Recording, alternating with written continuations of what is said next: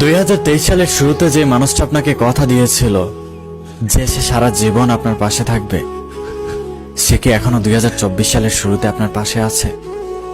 সত্যটা কিন্তু বলবেন।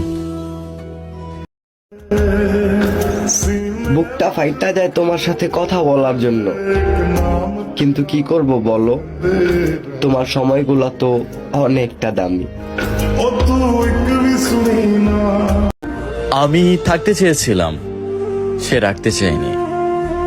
আমি কান্না করেছিলাম, সে দেখতে পায়নি।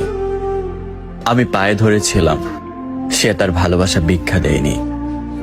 আমি বোঝাতে চেয়েছিলাম, সে বুঝতেই চায়নি।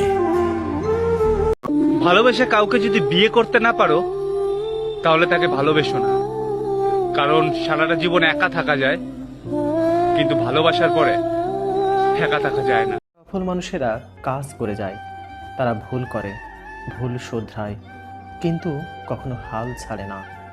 এপিজে আব্দুল কালাম স্যার বলেছেন, এমন ভাবে বাঁচো যেন তুমি কাল মারা যাবে, এমন ভাবে শেখো যেন তুমি সর্বদা বেঁচে থাকবে। বুদ্ধিমান মানুষরা এই 5টি কথা কখনো কারো কাছে বলে না। 1.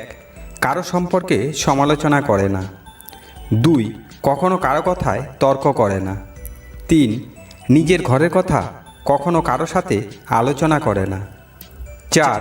নিজের দুঃখ কষ্টের কথা কাউকে বলে না। 5. কারো সাথে চিৎকার করে কথা বলে না।